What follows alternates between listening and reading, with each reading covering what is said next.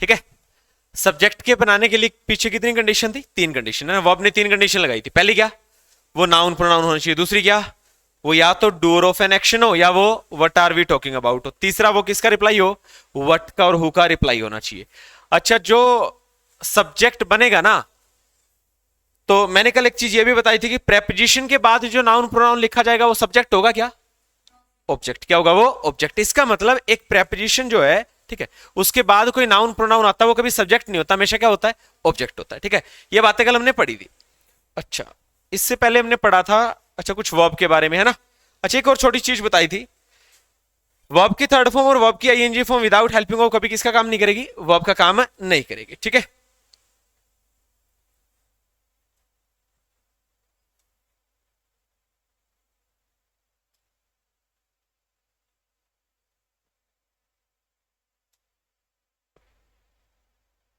चलिए क्वेश्चन लिखना कुछ।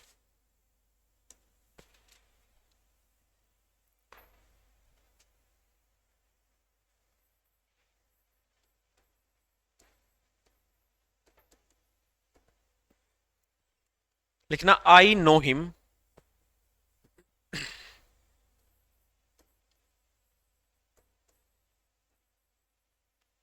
एक लिखना I teach you,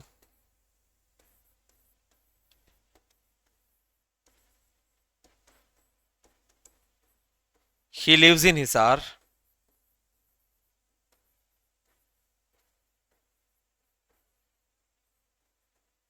he is my brother.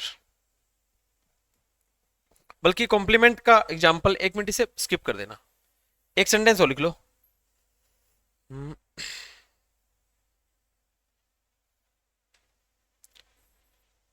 लिखना I play cricket, I play cricket.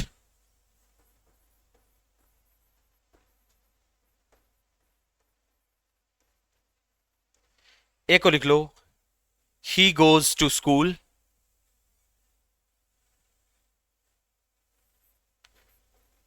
और एक सेंटेंस और लिखो आई टीच इंग्लिश।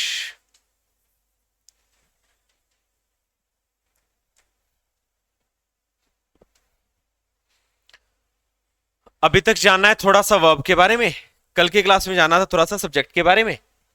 आज जानते हैं ऑब्जेक्ट क्या होता है। क्या जानते हैं? ऑब्जेक्ट। ठीक है, सब्जेक्ट के लिए कितनी कंडीशन थी? 3। पहली कंडीशन बताना, नाउन या प्रोनाउन। दूसरी कंडीशन क्या जी? डूअर ऑफ एन एक्शन या फिर what we are talking about. ठीक है, तीसरी कंडीशन व्हाट और हु का आंसर। ठीक है, अच्छा अब है ना, ऑब्जेक्ट ने सॉरी वर्ब ने सब्जेक्ट के लिए कुछ कंडीशन लगा दी और वर्ब ने कुछ कंडीशन किसके लिए लगाई? ऑब्जेक्ट के लिए। इसके लिए भी 2-3 कंडीशन थी। ठीक है, पहली कंडीशन, जो ऑब्जेक्ट बनेगा ना वो भी क्या होना चाहिए? नाउन या प्रोनाउन ही होना चाहिए, इसी में से कोई एक चीज होगा वो। इसका मतलब ये तो कॉमन कंडीशन होगी सर कल वाली। किसी भी सेंटेंस में अगर कोई वर्ड ऑब्जेक्ट होगा तो या तो क्या होगा? नाउन या प्रोनाउन। ठीक है जी।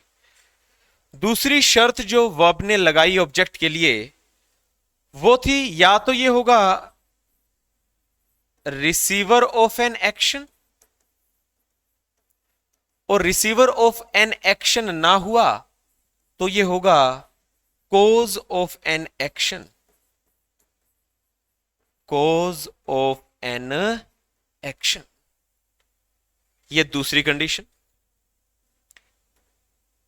तीसरी कंडीशन है ये रिप्लाई होगा या तो व्हाट का और या बेटा WHOM हुम का।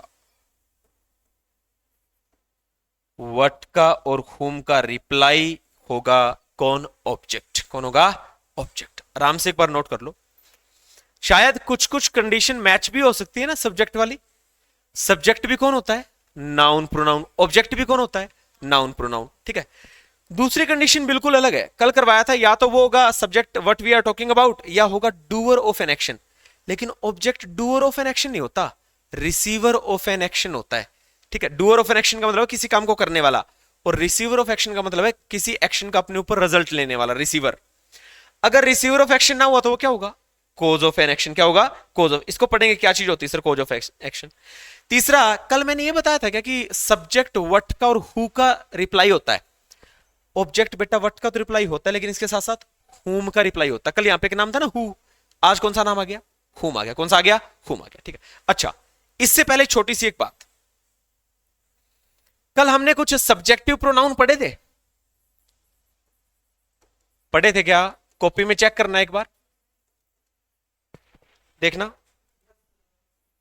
और आज मैं लिखवाऊंगा इसके सामने ऑब्जेक्टिव प्रोनाउन। कुछ नहीं, बस कुछ प्रोनाउन ऐसे जो क्या बनते हैं? सब्जेक्ट। और कुछ प्रोनाउन ऐसे होते हैं जो हमेशा ही क्या बनते हैं? ऑब्जेक्ट। कल यहां पे कुछ नाम था, एक I, you, he, she, it, we, they, who, ठीक है, वन, ठीक है ना, एक्सेट्रा। ये नाम थे कल किस में? सब्जेक्टिव प्रोनाउन में। ही सी हमेशा ही बेटा सब्जेक्ट बने रहेंगे, दे हमेशा सब्जेक्ट बना रहेगा, आई यू हमेशा सब्जेक्ट बने रहेंगे। लेकिन इसमें कुछ कुछ एक्सेप्शन है, कुछ एक दो नाम ऐसे आएंगे जो सब्जेक्ट भी बन सकते हैं और ऑब्जेक्ट भी, लेकिन दोनों जगह सेम आएंगे। लिख लिया इतना? सब्जेक्टिव प्रोनाउन, और यहां लिख देता हूं मैं ऑब्जेक्टिव प्रोनाउन, पीआर लिख दिया मैंने। ठीक है। अगर सब्जेक्टिव केस में आई यूज होता है तो बेटा ऑब्जेक्टिव केस में क्या यूज होगा? मी। यू में सब्जेक्टिव यूज होता है, लेकिन यू का यू ही रहता है बेटा ऑब्जेक्टिव में। ही सब्जेक्टिव केस है तो हिम ऑब्जेक्टिव केस है। सी सब्जेक्टिव केस है तो हर ऑब्जेक्टिव केस है। इट सब्जेक्टिव केस है तो इट का इट ही क्या रहता है? Objective case. वी का ऑब्जेक्टिव केस बन जाता है अस, और दे का ऑब्जेक्टिव केस बन जाता है देम। हु का ऑब्जेक्टिव केस आज लिखवा दिया हुम, और वन का बेटा ऑब्जेक्टिव केस वन का मैंने लिखवा दिया वन।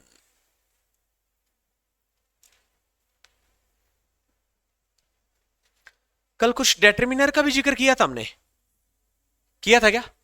डेटरमिनर का कौन कौन से वर्ड थे? कॉपी में देखना, देखना एक बार, बोलो भाई सारे एक बार, कौन से थे डेटरमिनर्स? पहला वर्ड क्या है? My, his, her, our, your, his, क्या?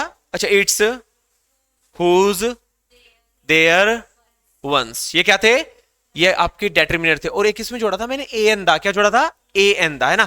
इनके बाद हमेशा क्या आता है? नाउन आता है। क्या आता है? नाउन। अच्छा, अब एक बार सारे बोलो। पहले बोलने हैं सब्जेक्टिव प्रोनाउन। पहला वर्ड बोलना, I, you, he, she, it, we, they, who, one. ये हमेशा क्या बने रहेंगे? सब्जेक्ट। अच्छा, आई का ऑब्जेक्टिव केस क्या होता है? मी। यू का, ही का, शी का, इट का, वी का, दे का, हु का, और वन का वन। ठीक है।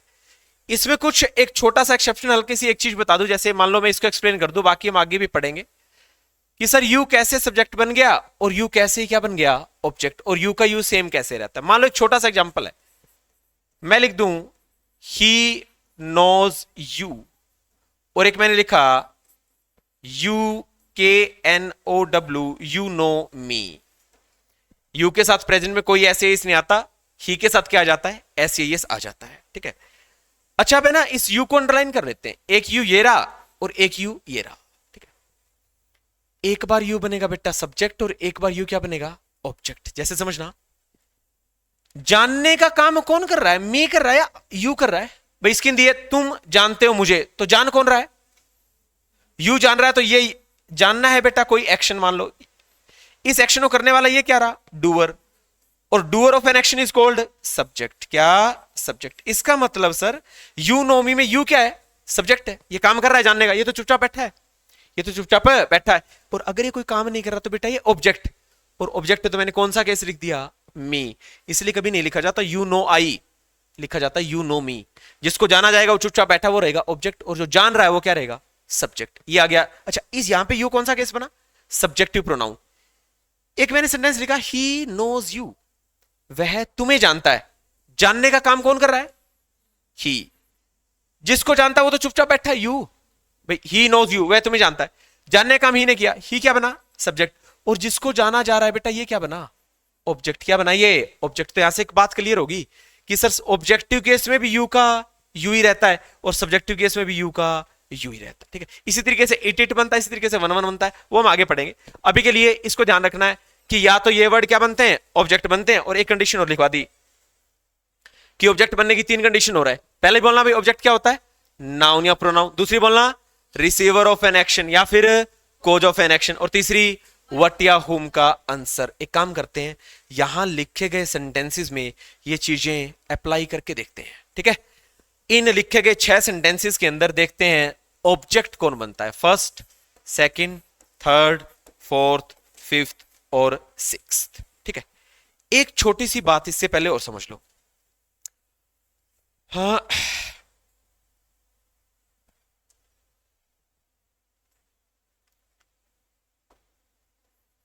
वाई का, व्हेन का, वेयर का और हाउ का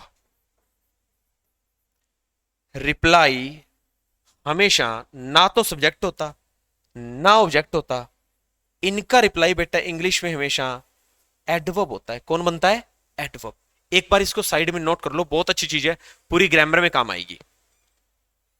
व्हेन, वाई, वेयर, हाउ का रिप्लाई हमेशा एडवर्ब होता है। और एडवर्ब का मतलब है बेटा क्रिया विशेषण। क्या है, क्रिया विशेषण।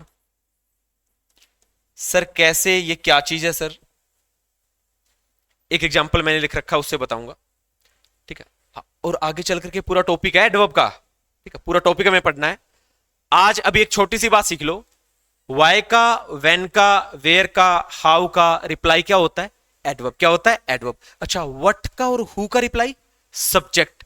और व्हाट का और हुम का रिप्लाई, ऑब्जेक्ट। एक बार फिर से बता रहा हूं, देखना। व्हाट का और हु का रिप्लाई सब्जेक्ट, व्हाट का और हुम का रिप्लाई ऑब्जेक्ट। और ये वर्ड बोलना, वाई, व्हेन, वेयर, हाउ, इनका रिप्लाई एडवर्ब। इनका रिप्लाई क्या बनता है, हमेशा एडवर्ब। अच्छा, हमारे सेंटेंस पे आते हैं, जिससे पूछूंगा उसी को बताना है। पहला क्वेश्चन है आई नो हिम। हिंदी बनी मैं उसे जानता हूं, मैं उसे जानता हूं। क्या नाम आपका, विनय। तेरा क्या नाम है, अच्छा रजत, सुनील। विनय तू बता, पहले सेंटेंस में ऑब्जेक्ट कौन है, पहले सेंटेंस में ऑब्जेक्ट कौन है, हिम ऑब्जेक्ट है, ठीक है। उसके ऊपर ये 3 शर्त लागू हो सकती है।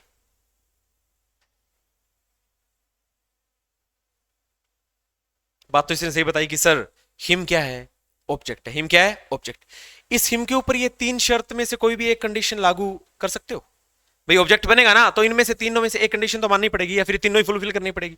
बताना जी। हाँ जी, इस लड़की ने एक आंसर किया, सर हुम का रिप्लाई हिम है। कौन है, हिम। मान लो, कैसे पता चला, हुम मतलब किसको या जिसको। देखना, ये बंदा कह रहा है आई नो, मैं जानता हूं। और मैंने कहा भाई साहब हुम, किसको जानते हो।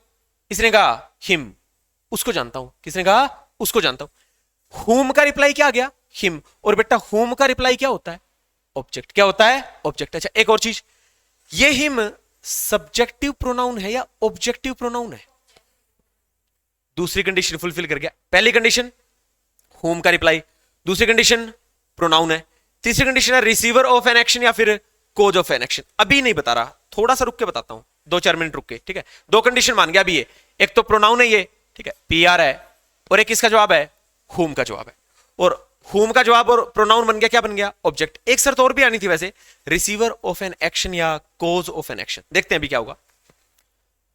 मैंने लिखा आई टीच यू, सब्जेक्ट कौन है, वर्ब कौन है, टीच।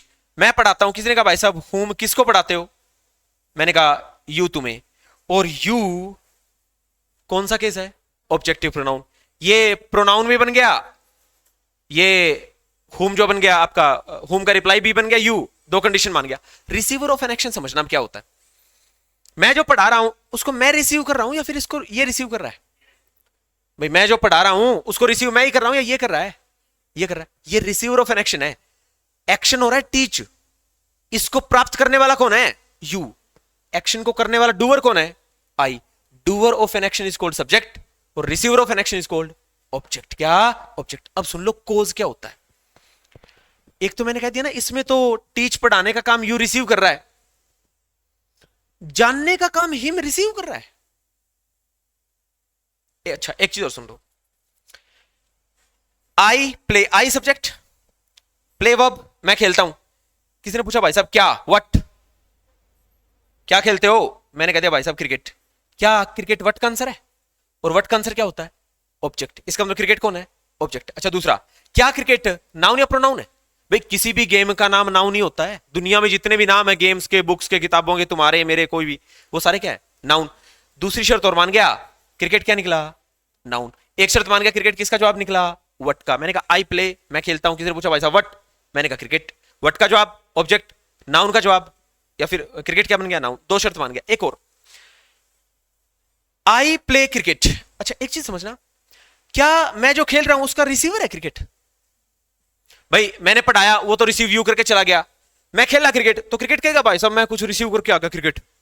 इसी को कहते हैं बेटा कोज। क्या कहते हैं? कोज। मेरे एक्शन को सामने कोई रिसीव करने वाला हो ना, तो कह दूंगा रिसीवर ऑफ एन एक्शन। और अगर वो रिसीवर ऑफ एन एक्शन ना हुआ तो बेटा वो कोज ऑफ एन एक्शन होगा। एक बात हो रहा है, अगर स्टूडेंट मैं क्रिकेट यहां ना लिखता तो सेंटेंस कंप्लीट होता क्या? या फिर क्रिकेट ना लिखता तो कोई कोज होता, भाई मैं खेला, और क्रिकेट ना लिखो तो कोई कारण पैदा हो। अच्छा कोज का मतलब क्या होता है? कारण। क्या होता है? कारण। भाई मैं खेला किस कारण? कारण क्या था? भाई मैं तो क्रिकेट खेला था। क्या खेला था? क्रिकेट। और एक सबसे अच्छी बात यह है कि समझने वाली, कि अगर रिसीवर ऑफ एन एक्शन ना हुआ ना ऑब्जेक्ट, तो object cause of an action होगा। अब क्रिकेट कुछ सीख के नहीं गया, ना क्रिकेट खेल के गया, बेटा क्रिकेट बना कोज ऑफ एन एक्शन। क्या बना? Cause of an action. और यही बात मैं बताऊंगा पहले एग्जांपल में, ध्यान से समझ लियो। पहले एग्जांपल मैंने कहा आई नो हिम, मेरे जानने से क्या हिम कुछ प्राप्त करके गया है? हिम को कुछ मिला है? भाई साहब इसको तो कुछ मिला, मैंने पढ़ाया, कुछ मिला होगा, रिसीव करके ले गया। मैं जानता हूं उसको, तो क्या मेरे जानने से कोई रिसीव करके जा रहा है कोई बात? इसका मतलब सर अब ये रिसीवर ऑफ एक्शन नहीं है, हिम है कोज ऑफ एन एक्शन। अगर हिम ना होता तो मैं किसको जानता? अगर हिम ना होता तो मैं किसी को जानता क्या? अब हिम आया तो जानने का कारण बना बेटा, हिम आया तो जानने का कारण बना। अगर हिम ना होता ना तो कोज ही ना होता, फिर क्या ना होता? कोज। तो सीधी सी बात है सर, स्टामा करके एक लाइन लिख लो, स्टामा करके एक लाइन लिख लो। अगर object receiver of an action ना हुआ, लिखो अगर object receiver of an action ना हुआ, अगर object receiver of an action ना हुआ तो वो क्या होगा? कोज ऑफ एन एक्शन होगा। लिख लो, तो वो कोज ऑफ एन एक्शन होगा, तो वो कोज ऑफ एन एक्शन होगा। दोबारा फिर से देख लो, अगर लिख लिया तो छोटी छोटी चीजें समझ लो। रिसीव, यू क्या निकला? रिसीवर। क्रिकेट और हिम क्या निकले? Cause of an action. क्या निकले? भाई क्रिकेट ना होता तो मैं क्या खेलता, और हिम ना होता तो मैं किसे जानता। हिम बना कोज जानने का, और क्रिकेट बना कोज खेलने का। किसका? खेलने का कारण। ठीक है, यू बना रिसीवर, क्रिकेट और हिम बने कोज। अच्छा जी, तो cricket object, him object, you object. अब बात करते हैं थर्ड की, ही लिव्स इन हिसार। जिससे पूछूंगा उसी को बताना है। हिंदी क्या बन रही है? वह हिसार में रहता है। सुनील तू बता, इस सेंटेंस का ऑब्जेक्ट क्या है?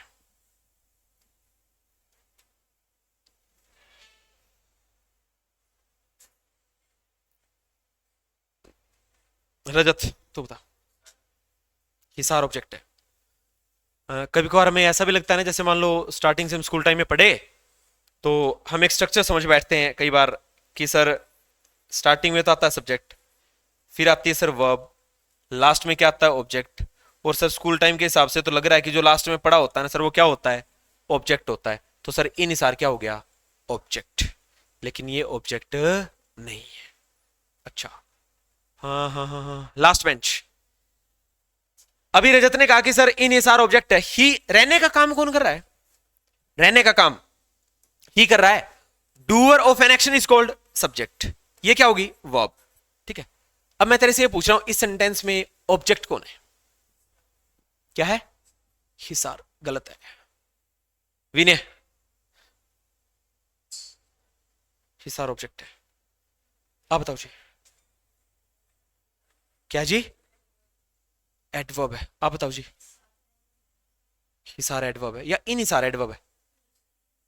इनहिसार एडवर्ब है। एक चीज और समझ लो यहां से, मैंने एक छोटी सी बात लिखवाई थी ना यहां पे भी, बोलना एक बार। ये कौन सा वर्ड है? वाई, वेन, वेयर, हाउ का रिप्लाई क्या होता है?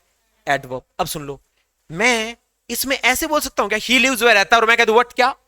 अच्छा, रहना भी शुरू कर दिया उसने, रहने भी लग गया वो, मतलब व्हाट का जवाब है ही लिव्स व्हाट। अच्छा, फिर मैं कह दूं ही लिव्स हुम, वो रहता है, हुम किसको, किसको रहता है?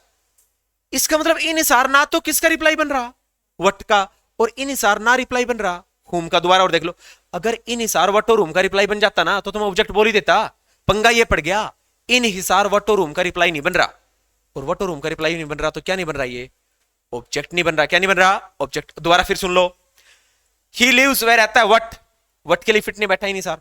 ही लिव्स हुम किसको रहता है, उसके लिए फिट नहीं बैठा। बेटा एक आंसर बनेगा ही लिव्स वेयर। क्या? वेयर। कहां रहता है वो, इतना कहते एक ने जवाब दे दिया भाई साहब, इन इसार, इसार में रहता है वो। यहां से कहानी समझ आती है क्या सर, असल में इस सेंटेंस के अंदर ऑब्जेक्ट नहीं है। इस सेंटेंस में तो इन इसार क्या है, एक एडवर्ब है। क्या है? एक एडवर्ब। और ये ऐसी एडवर्ब है जो किसका जवाब दे रही है? वेयर का। किसका जवाब दे रही है? वेयर का। तो अभी जो चार नाम लिखवाए थे ना, उनमें से एक नाम आ गया वेयर का रिप्लाई क्या होता है? एडवर्ब होता है। क्या होता है? एडवर्ब। ठीक है, अच्छा फोर्थ हो गया, ठीक है जी। फिफ्थ जिससे पूछूंगा वही बताएगा। देखो पहले में ऑब्जेक्ट कौन आया? हिम। दूसरे में ऑब्जेक्ट कौन आया? यू। तीसरे में कोई ऑब्जेक्ट नहीं आया, ये सब्जेक्ट, ये वर्ब, ये एडवर्ब, ऑब्जेक्ट ही नहीं है। चौथे में ऑब्जेक्ट कौन आया? क्रिकेट। किस पे आ जाएं? पांचवें पे। जाने का काम कौन कर रहा है? जाना बोले तो सर वर्ब, गो, गो बोले तो सर वर्ब, वर्ब बोले तो action, action doer of an action is called subject. जाने का काम किया, ही नहीं, क्या निकला? सब्जेक्ट। गोस क्या निकली? वर्ब। अब जिससे पूछूंगा वही बताएगा। हाँ हाँ हाँ हाँ, आप बताओ जी, इसमें ऑब्जेक्ट कौन है? इसमें ऑब्जेक्ट कौन है? दोबारा फिर समझ जाओ, मैं पूछ रहा हूं इस सेंटेंस में ऑब्जेक्ट कौन है, और आपने कह दिया सर स्कूल। क्या है? एडवर्ब। कैसे पता चला? वेयर का रिप्लाई आ गया। किसका रिप्लाई आ गया? वेयर का। अब है ना, हम तो क्या अंदाजा लगाते हैं, हम ऐसे लगाएंगे, ये सब्जेक्ट, ये वर्ब, वर्ब को बाकी जो बच गया वो छोड़ के वो क्या बना? ऑब्जेक्ट। बच्चे कहेंगे सर जी ये ऑब्जेक्ट है, ये वर्ब और ये सब्जेक्ट है, क्योंकि हमने ये तरीका पढ़ रखा है, सब्जेक्ट वर्ब ऑब्जेक्ट। लेकिन देखना, ही गोज वह जाता है। अच्छा अब मैं एक बात बोल दूं, व्हाट, देखना, ही गोज और मैं कह दूं व्हाट, क्या जाता है? वो जाना शुरू कर दिया उसने, मतलब व्हाट का जवाब टू स्कूल नहीं है। फिर मैं कह दूं ही गोज वह जाता है, हुम किसको जाता है? मतलब सर यहां पे व्हाट और हुम का रिप्लाई अगर टू स्कूल निकाले ना, फिट नहीं बैठ रहा वो, फिट नहीं बैठ रहा, तो टू स्कूल क्या नहीं बन रहा? ऑब्जेक्ट नहीं बन रहा। क्या नहीं बन रहा? ऑब्जेक्ट नहीं बन रहा। मैं ऐसे बोल सकता हूं ही गोज वेयर, भाई साहब कहां जाता है वो? लाइब्रेरी में, कॉलेज में, स्कूल में, यूनिवर्सिटी में। टू स्कूल किसका रिप्लाई आ गया? वेयर का। किसका रिप्लाई आ गया? वेयर का। और बेटा क्या वेयर का रिप्लाई ऑब्जेक्ट होता है? एडवर्ब होता है। क्या होता है? एडवर्ब। इसका मतलब सर चौथे और पांचवें एग्जाम्पल, सॉरी तीसरे और पांचवें एग्जाम्पल में ऑब्जेक्ट है ही नहीं। एक तो है सब्जेक्ट, एक है वर्ब, और एक क्या है? एडवर्ब। एक क्या है? एडवर्ब। अच्छा मैंने आपको यह भी बताया था क्या, सेंटेंस में सबसे जरूरी पार्ट वर्ब होता है। ठीक है, कभी कभार कुछ वर्ब ऐसी होती है बेटा जिनका ऑब्जेक्ट नहीं आता, और कई बार ऐसी वर्ब भी होती है जो अपना ऑब्जेक्ट लेके भी आ सकती है। कहीं हर बार ये सोचते रह जाओ सर जी फिर ये वर्ब तो आ गई, इसका ऑब्जेक्ट कहां गया? इसका ऑब्जेक्ट कहां गया? तो बेटा वर्ब दो प्रकार की है वैसे, एक ट्रांसिटिव, एक इंट्रांसिटिव। ट्रांसिटिव वर्ब होती है सकर्मक क्रिया जो अपना कर्म, अपना ऑब्जेक्ट साथ में रखती है। इंट्रांसिटिव जो बिना ऑब्जेक्ट के भी आ जाती है। लेकिन अभी मत लिखो इसे, मत लिखो, मत लिखो, मत लिखो, अभी मत लिखो इसे, ठीक है? इतना ज्ञान नहीं देना मुझे अभी, इतने नहीं समझाने, थोड़े समझाने एक बार, ठीक है? थोड़े थोड़े से बस, छोटी सी छोटी बात बतानी है। छठे क्वेश्चन पे आ जाऊं। अच्छा दोबारा फिर बताता हूं, पहले में ऑब्जेक्ट कौन था? दूसरे में कौन था? तीसरे में कौन है ही नहीं। चौथे में ऑब्जेक्ट कौन है? क्रिकेट। पांचवें में ऑब्जेक्ट कौन है ही नहीं। कौन सा बच गया? सिक्स्थ। आई टीच इंग्लिश। जिससे पूछूंगा उसी, अरे एक बात और है, जो बच्चा मुझे कह देगा कि सर जी ये ऑब्जेक्ट है, तो फिर उस स्टूडेंट को मुझे ये भी बतानी पड़ेगी कि सर वो तीन कंडीशन फुलफिल करता है तो कैसे करता है, ठीक है? तो आई टीच इंग्लिश। आप बताओ जी इसमें ऑब्जेक्ट कौन है? इंग्लिश ऑब्जेक्ट है, तो ऑब्जेक्ट होने के लिए वो 3 कंडीशन लागू होनी चाहिए। तो मतलब थोड़ी सी कंडीशन एक तो लागू करके दिखाओ सर, इंग्लिश ऐसे ऑब्जेक्ट बना। वेरी गुड, पहली चीज सर इंग्लिश क्या है, नाउन है, सही बता दिया, सही बता दिया सर। कोई किसी भी चीज का नाम इंग्लिश, हिंदी, उर्दू, पंजाबी, तेलुगु, तमिल, मराठी कुछ भी हो, भाषा है, भाषा का नाम मतलब किसी भी चीज का नाम नाउन हो गया, ठीक है। दूसरी कंडीशन, वेरी गुड, किसका रिप्लाई है, व्हाट का रिप्लाई है, ठीक है जी। तो तीसरी इनसे पूछूं, आप ही बताओगे किसी और से? आप बताने तीसरी condition, cause of an action है, क्लैपिंग करो इसके लिए, क्लैपिंग करो। अगर ये लड़की अब कह देती ना कि सर ये डूअर ऑफ एन एक्शन है, एक बात और बताऊं, मैं इंग्लिश पढ़ाता हूं, तो क्या इंग्लिश कोई चीज सीख के जाती है? मतलब इंग्लिश रिसीवर है, और मैंने तुम हिंदी में एक लाइन लिखवाई, पढ़िए वो लाइन क्या थी, अगर वो रिसीवर ना हो तो वो लाइन पढ़िए एक बार, पढ़ना। हाँ, अगर ऑब्जेक्ट, पढ़िए एक बार इसको, सारे पढ़ो एक बार, सारे पढ़ो। तो वो क्या होता है, कोज ऑफ एन एक्शन। अब है ना, देखना, आई मैं टीच पढ़ाता हूं, किसी ने कह दिया भाई साहब वट क्या, मैंने कहा इंग्लिश, इंग्लिश क्या हो गया, नाउन। एक वट की कंडीशन पूरी कर गया, एक नाउन बन गया इंग्लिश। तीसरा बनना चाहिए था या तो रिसीवर ऑफ एन एक्शन या फिर कोज ऑफ एन एक्शन। बेटा इंग्लिश कुछ रिसीव करके नहीं जाएगा, रिसीव पता है कौन कर रहा था, ये रहा, यू था रिसीवर, कुछ रिसीव करके जा रहा था। इंग्लिश रिसीव करके नहीं जाएगी, तो बेटा इंग्लिश होगी कोज ऑफ एन एक्शन। क्या होगी, कोज, तीनों कंडीशन फुलफिल करेगी। एक चीज और है, अगर इंग्लिश ना होती तो क्या मैं कुछ पढ़ा पाता? इंग्लिश आई तो पढ़ाने का कारण बना, क्रिकेट आया तो खेलने का कारण बना, हिम आया तो जानने का कारण बना। क्या बना, जानने का कारण। तो कहानी क्लियर हुई। ऑब्जेक्ट पहचानने के लिए कितनी चीजें, 3 चीजें। दोबारा फिर बता दो भाई, पहली कौन सी कंडीशन लागू हो, नाउन या प्रोनाउन। दूसरी condition, receiver of an action या कोज ऑफ एन एक्शन। तीसरी कंडीशन, व्हाट और हुम का रिप्लाई। ठीक है, अच्छा, सेंटेंस में सबसे एसेंशियल पार्ट क्या होता है, वर्ब। क्या होता है, वर्ब। अगर वर्ब नहीं है तो बेटा सेंटेंस क्या है, मीनिंगलेस। क्या है, मीनिंगलेस। ठीक है, अच्छा, कहानी इतनी होगी जी क्लियर। अच्छा, ये भी जान लिया, ठीक है जी। एक छोटी सी बात और लिख लो, इसको हम आगे इंप्लीमेंट करेंगे, आज नहीं शायद कल की क्लास में बता पाऊंगा।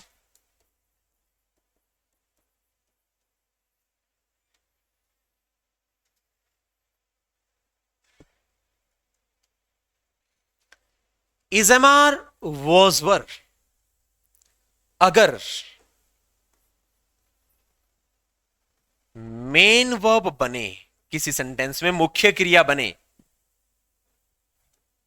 तो इनके बाद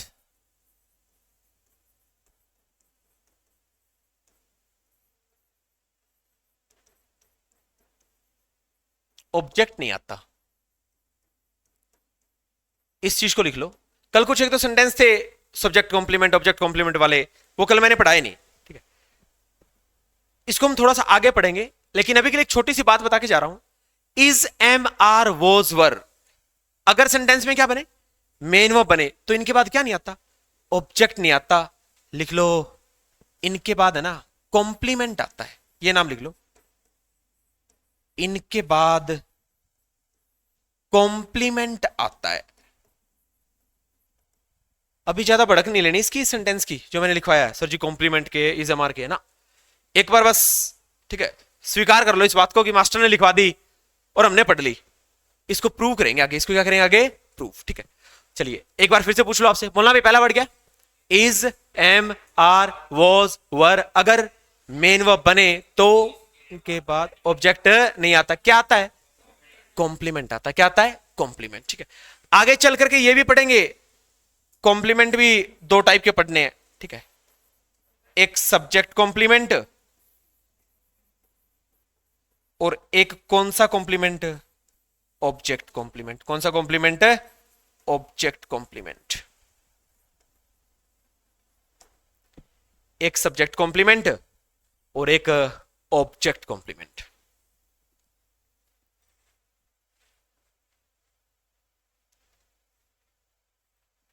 देख लिया। अब ऑब्जेक्ट जान लिया, 3 कंडीशन है, सब्जेक्ट जान लिया, 3 कंडीशन है। अब यहां से ना एक बात आती है, ऑब्जेक्ट है ना 2 टाइप के होते हैं, एक डायरेक्ट और एक इनडायरेक्ट। अब ऑब्जेक्ट तो जान लिया 3 शर्त, अब आज ये भी जान लेते हैं इंग्लिश में डायरेक्ट ऑब्जेक्ट किसे कहा जाता है और इनडायरेक्ट ऑब्जेक्ट किसे कहा जाता है। इस बात को पढ़ते हैं। ठीक है, कुछ सेंटेंस लिख लो, एक बार फिर समझते हैं इस चीज को।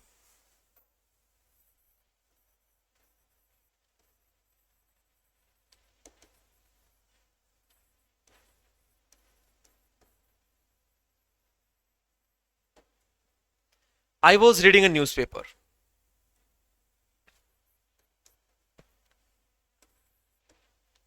Second,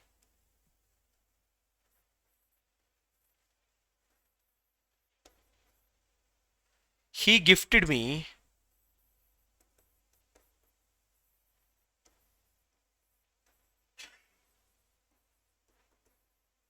a mobile. Third,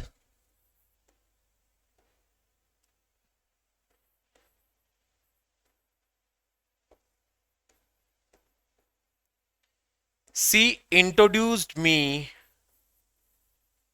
to her father.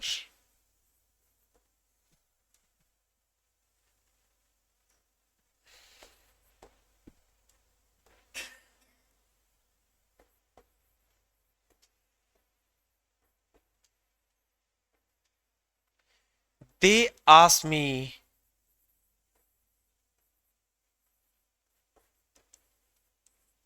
many questions.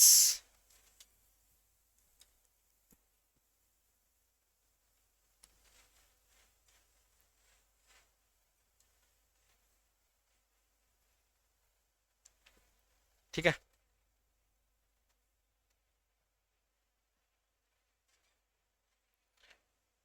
चार सेंटेंस है, हमें समझने हैं डायरेक्ट ऑब्जेक्ट क्या होता है और इनडायरेक्ट ऑब्जेक्ट क्या होता है। क्या होता है?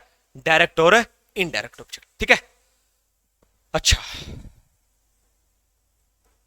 पहले क्वेश्चन में जिससे पूछूंगा उसी को बताना है। आई वॉज रीडिंग अ न्यूज़पेपर, मैं एक न्यूज़पेपर पढ़ रहा था। एक चीज हो रहा है, डायरेक्ट और इनडायरेक्ट ऑब्जेक्ट तभी आएंगे सेंटेंस में जब कम से कम कितने ऑब्जेक्ट हो? दो। कितने हो? दो ऑब्जेक्ट होंगे तभी तो बोलूंगा एक डायरेक्ट और एक इनडायरेक्ट। अगर ऑब्जेक्ट एक ही हुआ तो बेटा उसको तो वो तो है ही डायरेक्ट ऑब्जेक्ट। क्या है? Direct. I was reading a newspaper, Rajat. इस सेंटेंस में ऑब्जेक्ट कौन है? कौन है? न्यूज़पेपर। इसके ऊपर मुझे वो तीन शर्त लागू करवा के दिखा दे, अपनी कॉपी में देख ले कौन कौन सी शर्त थी। वेरी गुड, एक तो बता दिया जी, न्यूज़पेपर नाउन है। वेरी गुड सर जी, ये वट का आंसर है। और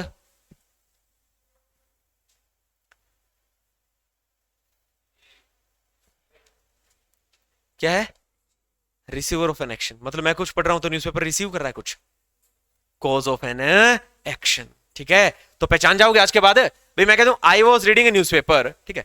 अच्छा मान लो मैं ऐसा कह देता, जैसे मैं कह दूं आई वॉज टीचिंग अ स्टूडेंट, मैं एक स्टूडेंट को पढ़ा रहा था। स्टूडेंट नाउन है, student receiver of an action है। क्या है? Receiver of an action. ठीक है, अच्छा आई वॉज टीचिंग, अच्छा एक तो रिसीवर ऑफ एक्शन हो गया, एक वो नाउन हो गया। एक मैं किसको पढ़ा रहा था? व्हाट या हुम का रिप्लाई। हुम किसको पढ़ा रहा था? A student. I was teaching whom? A student, मैं एक स्टूडेंट को पढ़ा रहा था। ठीक है, तो यहां से कहानी समझ आती है सर, एक ही ऑब्जेक्ट था, डायरेक्ट ऑब्जेक्ट हो गया, ऑब्जेक्ट की तीनों कंडीशन फुलफिल कर गया। रजत ने बता दिया भाई, चलिए ठीक है भाई, बहुत बढ़िया। अब बढ़ते हैं जी आगे। तो इसका तो पता है ही सर, क्या हो गया? एक ऑब्जेक्ट है। अच्छा देखना जी, आई कौन है? सब्जेक्ट। वॉज कौन है? Helping verb. रीडिंग कौन है? Main verb. अ न्यूज़पेपर कौन है? ऑब्जेक्ट। कौन है? ऑब्जेक्ट। ठीक है, subject, helping verb, main verb, object. इसका कोटा पूरा हो गया, सेंटेंस भी होगा कंप्लीट। इसमें पता भी कर लिया न्यूज़पेपर क्या है? ऑब्जेक्ट है। क्या है? ऑब्जेक्ट। अच्छा, सेकंड क्वेश्चन है, he gifted me a mobile. He gifted me a mobile. अब बताओ इसमें डायरेक्ट ऑब्जेक्ट कौन सा है, इनडायरेक्ट ऑब्जेक्ट कौन सा है? डायरेक्ट ऑब्जेक्ट मी है और इनडायरेक्ट मोबाइल है। मतलब सर जो पहले आता है वो डायरेक्ट और जो थोड़ा बाद में चला जाता है वो इनडायरेक्ट। डायरेक्ट ऑब्जेक्ट कौन सा और इनडायरेक्ट? ए मोबाइल है, इनडायरेक्ट। वैसे मी इंसान है, इसकी प्रेफरेंस ज्यादा होगी। मोबाइल तो 5-10 हजार का जाता होगा, 20 हजार का। इंसान तो 5-10-20 हजार में नहीं आता। ठीक है, तो मी को क्या माने? डायरेक्ट ऑब्जेक्ट, और मोबाइल को क्या माने? इनडायरेक्ट। ठीक है, ये डायरेक्ट सही रहेगा तो ये पता नहीं कितने मोबाइल खरीद लेगा।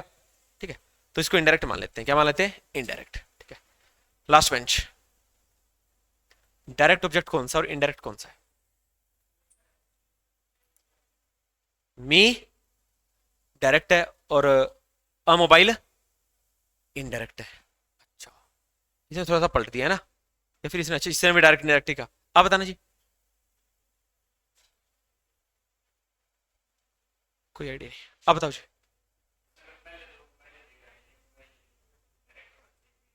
भाई साहब, भाई पहले तो मोबाइल ही लेगा यार, कमाल होगी। फिर मैं कह दूं अगर आ मोबाइल ना लिखता तो, अच्छा ये तो सेंटेंस ना बनती, ही गिफ्टेड मी, ठीक है। भाई मी हटा दूं तो ये भी तो आ सकता है, ही गिफ्टेड है मोबाइल।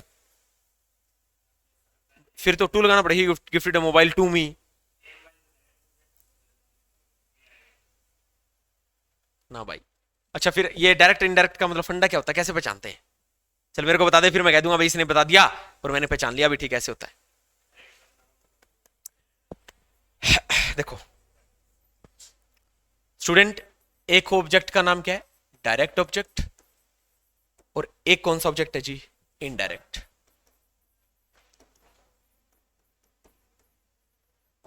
सुनो, अच्छा वैसे तो है ना, अगर कॉमन चीज बताऊं, अगर ऐसा फॉर्मूला जो 80-90% लागू होता है, वो तो ये है कि जो थिंग्स होती है ना, वस्तुएं, वो अक्सर डायरेक्ट ऑब्जेक्ट होती हैं और इनडायरेक्ट ऑब्जेक्ट होता है पर्सन, इंसान, कोई मनुष्य, कोई मतलब मानव, ठीक है। चीजें आती हैं, उन्हें कहा जाता है डायरेक्ट ऑब्जेक्ट। इंसान आता है, उसे कहा जाता है पर्सन को इनडायरेक्ट ऑब्जेक्ट। ये फॉर्मूला बेटा कई बार लागू हो जाता है और कई बार लागू नहीं भी होता। तो सर हमें वो तरीका ढूंढना पड़ेगा जो 100% क्या हो, लागू। देखो सबसे बढ़िया कंडीशन क्या है, जो डायरेक्ट ऑब्जेक्ट होता है व्हाट का और हुम का रिप्लाई होता है। किसका रिप्लाई होता है? व्हाट का और हुम का रिप्लाई होता है direct object. Indirect object reply पता है किसका होता है? ये वर्ड लिखना,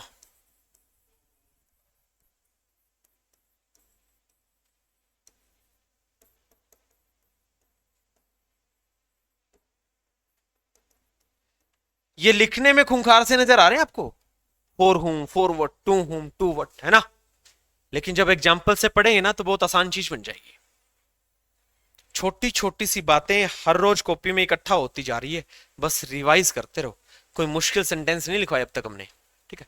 बिल्कुल आसान आसान से सेंटेंस पढ़े, I play cricket, I teach English, I teach you, he knows me, है ना, ऐसे ऐसे सेंटेंस पढ़े। तो अगर लिख लिया हो तो एक बार फिर से थोड़ा सा रिवाइज करें इसको। देखना ऑब्जेक्ट कितने होते हैं जी, एक डायरेक्ट और एक इनडायरेक्ट। डायरेक्ट ऑब्जेक्ट ज्यादातर क्या होता है? थिंग। इनडायरेक्ट ज्यादातर क्या होते हैं? पर्सन। लेकिन इस रूल की बजाय हमें इंप्लाई करना है एक रूल, क्या? डायरेक्ट ऑब्जेक्ट किसका जवाब होता है? व्हाट का या हुम का।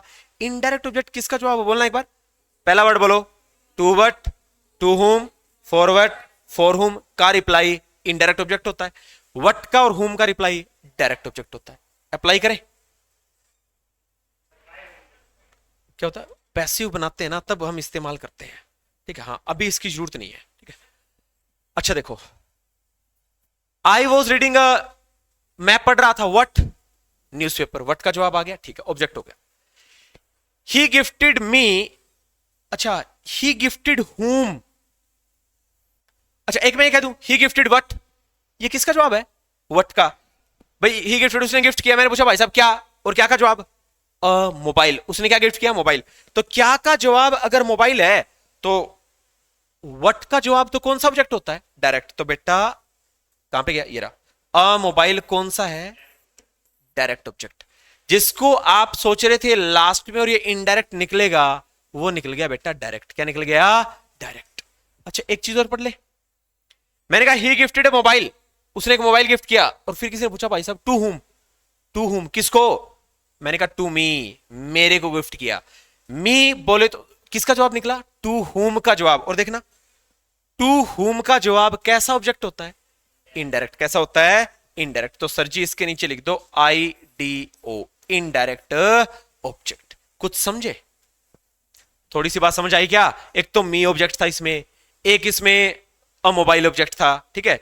मोबाइल के लिए सोच लिया व्हाट का रिप्लाई, किसको गिफ्ट किया? To whom, to whom, to whom किसको? और मैंने कहा भाई साहब टू मी, मेरे को। तो टू हुम का जवाब कौन आ गया? मी। कैसा ऑब्जेक्ट निकल गया? Indirect object. कहानी समझा रही? ठीक। अब जिससे पूछूंगा उसी को बताना है तीसरा क्वेश्चन। पहले तो अपने हाथ उठा लो, किसको पता है तीसरे क्वेश्चन में डायरेक्ट ऑब्जेक्ट कौन सा और इनडायरेक्ट। 1 मिनट सोच लो, 1 मिनट सोच भी लो, take your time and give me answer. ठीक है, 30 सेकंड है तुम्हारे पास, आराम से सोच लो और अपनी कॉपी में नीचे लिख लो।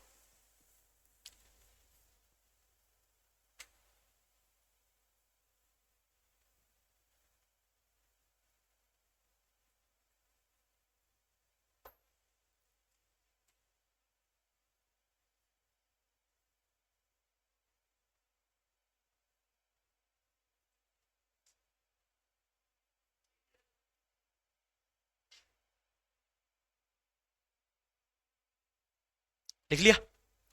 ऑब्जेक्ट कौन है? एक तो है मी और एक है हर फादर, बस इतना बताना है। अब मी डायरेक्ट है या हर फादर डायरेक्ट है या इनडायरेक्ट है। कितने बच्चों को पता चल गया? अब एक बार हाथ उठाना।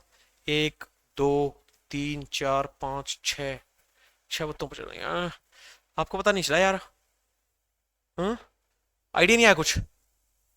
विनय, रजत, सुनील, कोई आइडिया? अच्छा, इस साइड एक लड़की ने हाथ उठाया था। हाँ जी, आप बताना जी। हाँ, इसमें बताना डायरेक्ट कौन सा और इनडायरेक्ट कौन सा है। मी क्या है? डायरेक्ट है। देखना, सी इंट्रोड्यूस, उसने परिचय करवाया। मैंने कहा किसका? और देखना, हुम, किसका परिचय करवाया? मेरा। ये हुम का रिप्लाई है और वट का और हुम का रिप्लाई डायरेक्ट ऑब्जेक्ट। अच्छा, फिर मैंने कहा भाई साहब किससे करवाया? To whom. देखना, ही इंट्रोड्यूस मी, उसने मेरा परिचय करवाया। मैंने कहा भाई साहब किससे? टू हुम, किससे करवाया? और टू हुम, हुम का स्थान कौन ले गया? Her father. तो टू हुम की जगह क्या आ गया? To her father. ये हर फादर बेटा कैसा ऑब्जेक्ट है? Indirect object. कौन सा ऑब्जेक्ट है? इनडायरेक्ट।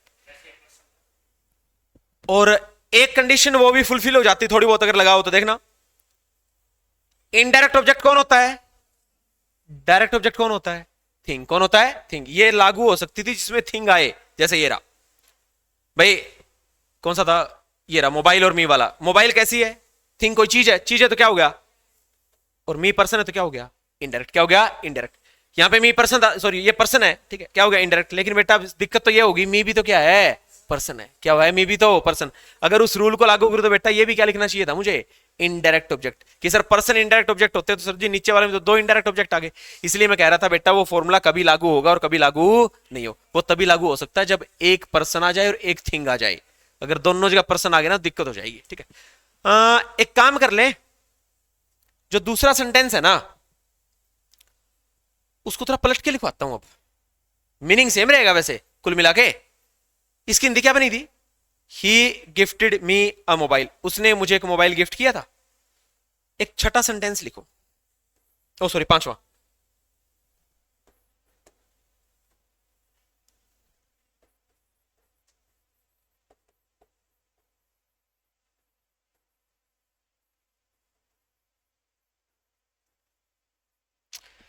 स्टूडेंट गौर से देखना, क्या मैं दूसरे सेंटेंस को बदल के 5वें जैसा लिख सकता हूं? मीनिंग भी लगभग सेम ही रखूं, बस स्ट्रक्चर बदल दूं। क्या बदल दूं? स्ट्रक्चर। पहले आप नोट कर लो 5वां sentence. He gifted a mobile to me. He gifted a mobile to me, लिख लिया? एक चीज और सुन लो सारे बच्चे, खुश रहोगे तो सीख पाओगे। क्या की मैंने बात?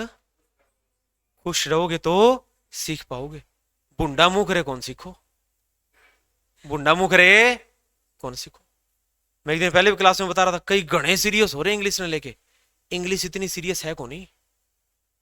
इसकी ज्यादा इज्जत नहीं करनी इंग्लिश की ना, इस अवसर की इज्जत करनी है। समझ आ गई बात है? ठीक है, क्योंकि जो मतलब इतना ही ज्यादा सीरियस हो गया, सोचो पता नहीं भाई साहब क्या लिखवा दिया। 4-5 सेंटेंस थे। अच्छा, अगर अब है ना क्लास में अगर 30% ही समझ में आ रहा है तो चांसेस है 50 तक जा सकते हो, अगर एक बार रिवाइज कर लिया घर पे जाके। 50 से 70 तक फिर पहुंच जाओगे अगर अगले दिन आते ही मैंने पढ़ा दिया। 70 से 100 पर फिर चले जाओगे अगर पिछले एक हफ्ते का अगले 5-7 दिन में रिवाइज कर लिया। परसेंटेज तो बढ़ता जा रहा है। क्या कहा मैंने? आज मैंने 100% पढ़ाया, तुम्हें 30% समझ आया। वो 30% घर पे जाके तुमने माथा पच्ची करके 50% तक समझ लिया। अगले दिन आते मैंने रिवाइज करवा दिया 5-10 मिनट, 70% पहुंचा दिया। फिर 5-7 दिन रुक के फिर इस कॉन्सेप्ट को फिर रिवाइज कर लिया, समझ लिया, 100 तक हाथ मार जाओगे। इसका मतलब चीजों के साथ पंगा लेना पड़ेगा। क्या लेना पड़ेगा? पंगा, है ना। तो इसको सीखना पड़ेगा। तो थोड़ा सा है ना, थोड़ी भूख रखी है ना सीखने की भी। हाँ, थोड़ी सी चीज सीखनी है, ठीक है।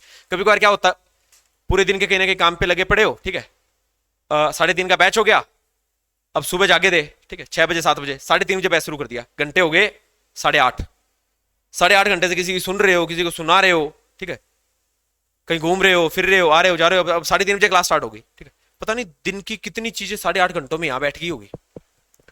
एक तो सुबह की क्लास होती है ना 8 बजते ही, तो मेरा काला सा मुंह दिखता 8 बजे यहाँ पे आते ही, ठीक है, तो मतलब दिमाग खाली रहता तो इंग्लिश सीख जाते। अब बैच का टाइमिंग है 3:30 का, तुम उठते हो 6 बजे, 6 से लेकर 3:30 तक घंटे हो जाते हैं, 9.5 घंटे हो गए। 9.5 घंटे तक एक तो सुबह उठते ही नहाए धोए किया और क्लास में आके बैठ के, तो ठीक है भाई, पहले आते ही इंग्लिश से ही टक्कर ले ली सुबह सुबह। अब तुम टक्कर ले रहे हो 3:30 बजे, और जो है दिन की वैसे आखिरी टक्कर, ठीक है। 5 बजे के बाद बैच नहीं है, 5 बजे के बाद बैच नहीं है, फिनिश हो गया। अब हम जो पढ़ाते हैं 9 से 5, उसमें लास्ट बैच हो गया 5 वाला, ठीक है। तो या तो तुम भाई कहीं रीजनिंग पढ़ रहे हो, फिर मैथ पढ़ रहे हो, कोई जीएस सीख के, कोई लाइब्रेरी में बैठा है, ठीक है, फिर माथा पच्ची करे फिर यहाँ आ रहा है। तो यहाँ आने से पहले एक चीज जरूर ध्यान रख लेना कि थोड़े से हम एनर्जाइज रहे, ठीक है, थोड़े से लाइव आए रहे, थोड़ी जिंदा तार, ठीक है, कि भाई हाँ थोड़ा समझ पाए। ऐसा ना हो मैं बड़े बड़े सेंटेंस लिखवा दूं तुम डायरेक्ट ऑब्जेक्ट इनडायरेक्ट ऑब्जेक्ट पूरा के लिख दिया मास्टर ने, यार दिमाग खराब कर रहा है भाई, ठीक है। टेंशन लेने, ठीक है, हरियाणा वाले टेंशन लेंदे को नहीं, टेंशन दे मैं, ठीक है, हाँ तो टेंशन लेने अपने को, ठीक है। हरियाणवी हाँ दबा को नहीं करते भाई, डायरेक्ट इनडायरेक्ट ऑब्जेक्ट से दब जाएंगे हम ना, नहीं दबेंगे। एक चीज सुन लो, he gifted me a mobile, Hindi एक जैसी है, उसने मुझे मोबाइल गिफ्ट किया। He gifted a mobile to me, उसने मुझे एक मोबाइल गिफ्ट किया। दोनों की हिंदी क्या है? सेम है, लेकिन मैंने एक चीज बदल के लिख दी, देखना क्या। क्या दूसरे सेंटेंस में कोई प्रेपोजिशन है? ध्यान से देखियो, कोई प्रेपोजिशन है? कोई टू, कोई इन, कोई इन टू, कोई बाय, कुछ नहीं। 5वें में प्रेपोजिशन है एक, कौन? टू। कौन सी? To preposition. एक चीज और होगी, जब प्रेपोजिशन नहीं थी ना तो पहले क्या आया? इनडायरेक्ट ऑब्जेक्ट, और फिर क्या आता था? डायरेक्ट। लेकिन जैसे प्रेपोजिशन आ जाती है ना, पहले आ जाता है अ मोबाइल डायरेक्ट ऑब्जेक्ट, और मी कहां चला जाता है? बाद में इनडायरेक्ट ऑब्जेक्ट। यहां से कहानी समझ आ रही है? सर अगर डायरेक्ट और इनडायरेक्ट के बीच में किसी दिन प्रेपोजिशन लगी ना, तो प्रेपोजिशन से पहले तो आता है डायरेक्ट ऑब्जेक्ट और बाद में कौन आता है?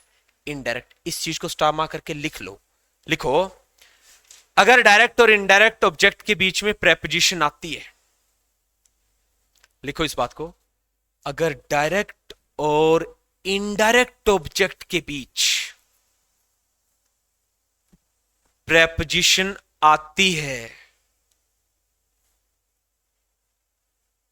अगर डायरेक्ट और इनडायरेक्ट ऑब्जेक्ट के बीच प्रेपोजिशन आती है, तो देखना, एक मिनट रुको, अभी देखना, इसमें कोई प्रेपोजिशन नहीं थी तो पहले कौन था?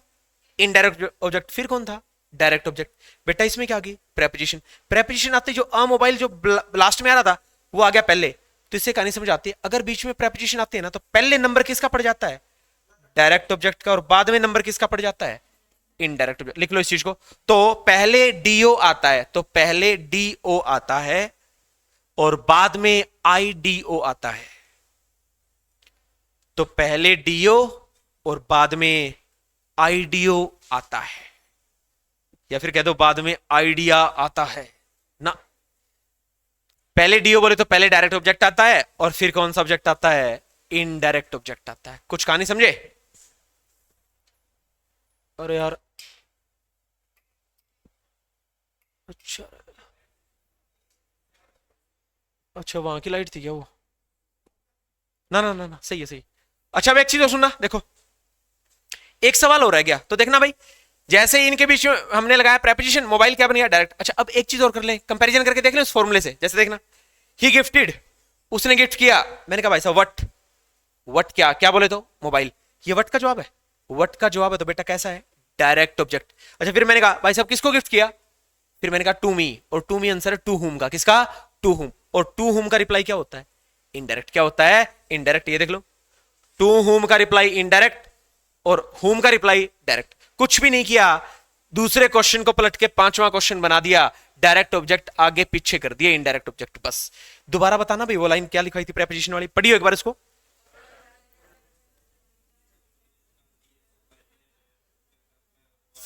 इनडायरेक्ट ऑब्जेक्ट आता है ना। एक बात और बोल दो, तुम मुझे और बुलाओगे ये बात, ठीक है ना? सही बोलो भाई, सही बोलो एक बार फिर से।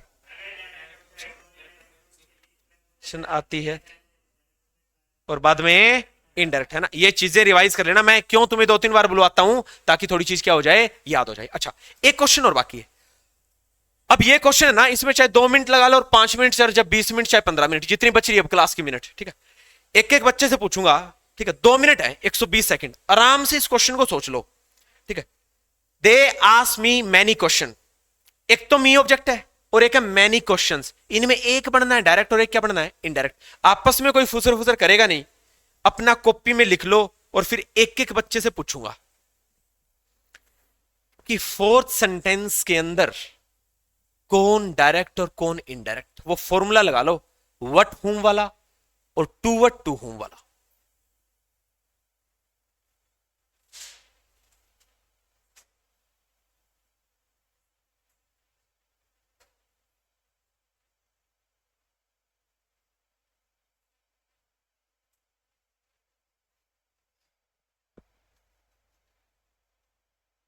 दो मिनट आराम से सोचो अपना।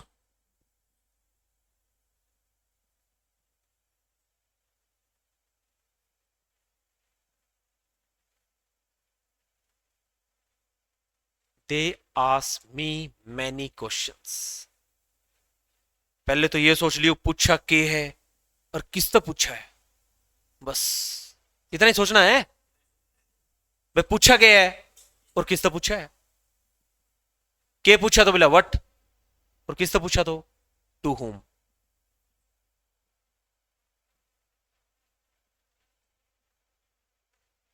रजत,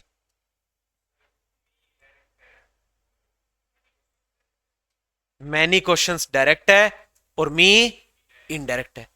अच्छा, दे आस उन्होंने पूछा, मैं कह दूं भाई साहब व्हाट क्या पूछा, मैनी क्वेश्चंस। मैनी क्वेश्चन किसका जवाब है, व्हाट का जवाब। और व्हाट का और होम का जवाब कैसा ऑब्जेक्ट होता है, डायरेक्ट। कैसा होता है, तो बेटा मैनी क्वेश्चंस के नीचे लिख लो डीओ, डायरेक्ट ऑब्जेक्ट। बढ़िया बता दिया भाई। विनय एक और बता दे, बस एक और बता दे। मी इतना तो पता चल गया कि सर अगर रजत ने ये बता दिया डायरेक्ट ऑब्जेक्ट है मैनी क्वेश्चन, तो तेरे लिए आसान तो हो गया, तू तो कह देगा सर जी ये क्या है, इनडायरेक्ट। अब मैं बस इतना पूछ रहा हूं, अगर ये इनडायरेक्ट है ना तो बस कैसे, बस एक छोटा सा लॉजिक बता दे। इनडायरेक्ट है, ठीक है, पर्सन है एक तो, एक और शर्त बता दे। वेरी गुड, शाबाश। जैसे मैं कहता दे आस व्हाट, उन्होंने क्या पूछा, मैनी क्वेश्चन। और ये मी मतलब टू हुम, किससे पूछा, टू हुम। तुझे अब ये बोलना था सर इसने तो कह दिया व्हाट का रिप्लाई है, बच गया ये। तुझे कहना था सर जी मी इनडायरेक्ट ऑब्जेक्ट, और मैं कह दूं बेटा कैसे है, तुझे कहना सर ये रिप्लाई है टू हुम का, पूछा किससे, मी से। ये बात तो ठीक थी सर ये पर्सन है, लेकिन वो कई बार इंप्लीमेंट होता, कई बार नहीं भी हो पाता, ठीक है? वो बात लगे कि सर ये पर्सन है तो इनडायरेक्ट हो गया, और सर जी ये कोई चीज है तो क्या बन गया, डायरेक्ट ऑब्जेक्ट बन गया।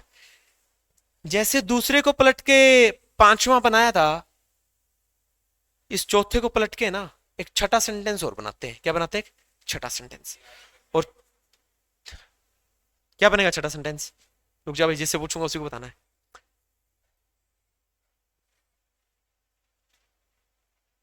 जैसे दूसरे का पलट के मैंने क्या बनाया, पांचवा, चौथे का पलट के बनाना है जिसमें preposition. They asked many questions to me. लिख लो इसको, लिख लो। एक ही बात को बोलने का दूसरा तरीका है।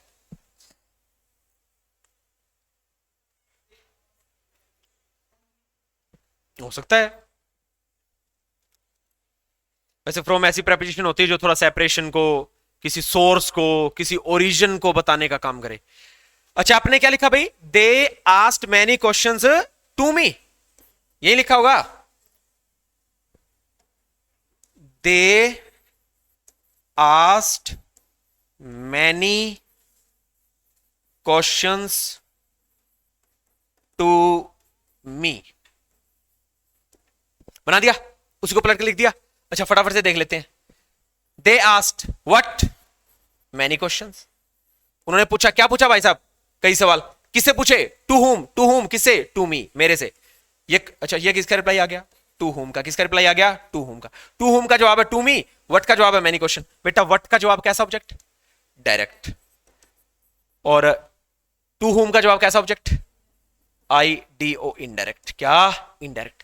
इससे एक वही रूल आ गया ना, अगर डायरेक्ट और इनडायरेक्ट के बीच में प्रेपोजिशन लगा दी जाती है तो पहले वाला क्या बन जाता है? डायरेक्ट, और दूसरे वाला क्या बन जाता है? इनडायरेक्ट। अगर प्रेपोजिशन ना लगाओ तो पहले इनडायरेक्ट और बाद में डायरेक्ट। कहानी समझे कुछ? ठीक है, दोबारा फिर से इस कॉन्सेप्ट को रिवाइज कर लेते हैं, अभी कुछ नहीं लिखना है।